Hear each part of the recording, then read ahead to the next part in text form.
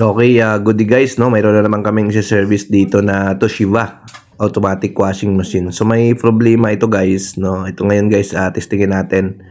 Tingnan natin kung anong problema na nilalabas nitong Toshiba na inverter. So ito yung mga bagong model guys ng Toshiba. Ito yung mga inverter nila, no? So checkin natin to, no? Kung anong problema, kung bakit nagkakaroon siya ng error. So ayan guys, i-on natin. Yan. Pagka-on guys, lumalabas. Yan E72. E72 DAS. No? E72. E72. E72 DAS. No? Ayan. So, i-reset natin to guys. No? Para makuha natin yung error na yan. Ang gagawin natin guys, kailangan i-off nyo siya. Then pag on, pindutin nyo yung preset, set at saka course. No? Sabay. Yan. So, yun. Wala nang error. Hindi na lumabas yung E72. So, tandaan nyo guys, ang gagawin nyo siya, i-off nyo. Pag on, sabay nyo pindutin yung preset, set, and course. No? Sabay nyo pindutin yan. Tapos, hanggang mawala yung error. No? So, tulad nito guys, wala na yung error niya. No? So, ang ginawa natin, pinindot natin yung off. Pag on, pinindot yung preset, yung set, at saka yung course. Sabay yan. Sabay pindot dapat. No? Ganun po. So, same lang yan sila sa A71 at saka A71 at saka A72 na error. No? Pero guys, pag nagkaganon na yung washing machine nyo, ibig sabihin guys, may dahilan yan kung bakit nagkaroon siya ng error. No? Bakit naglabas siya ng error. So yan, ang Toshiba kasi, pag may error siyang nilalabas, nagkakaroon siya, halos hindi mo na siya magamit kung hindi mo siya i-reset. No?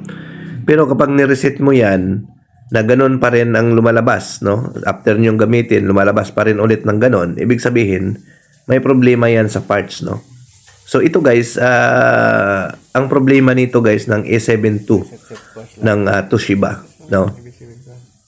Ay ang nasa motor, no? Kapag ganito kasi guys na lumalabas yung A72 na error, ang problema nito guys, either yung gearbox or yung pinaka-motor niya, no?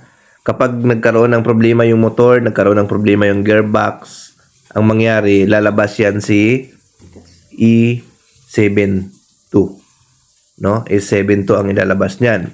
Yung A71 kasi, lalabas yun kapag maalog yung drum, nagsishake siya, no? Nag-aalog.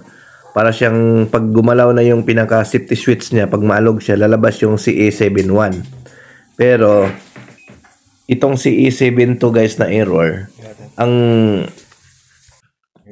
problem nito ay motor, no? Ayan. So, ito guys, papansin nyo, ayan, ikutin natin yung pulsator guys. Ayan, no? Napaka, medyo small, siya, gumagalaw. Pero, ang tigas, no? Ang tigas, kahit persahin mo, napakatigas. So, yun po ang nagkaroon siya ng error na E72. E7-2, no? So, yun po ang error ng Toshiba. So, ang problema niyan, guys, kadalasan sa motor, no? So, kapag in-spin mo yan, gagalaw lang yan yung motor, pero hindi siya magtuloy. Ganon din sa was, gagalaw lang ng konti yung motor, hindi siya magtuloy. Parang naglalak yung pinaka-motor niya. Kasi itong mga ganito, guys, is direct drive ito, no? Naglalak siya, no? Sa mga non-inverter, pag lumabas yan, yung A71 or A7-2, ang chicken nyo lang dyan guys, yung gearbox, no? Motor or gearbox lang yan, chicken nyo dyan. Minsan, nag-stuck na yung gearbox. Minsan naman, pag na-overload, lalabas yung error na yan.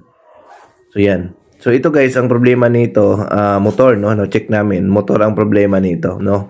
Kita naman din sa resistance nung na-test namin, may problema na yung motor. So, ipapawarranty muna ito ng ating customer dahil 10 years warranty yung motor nito.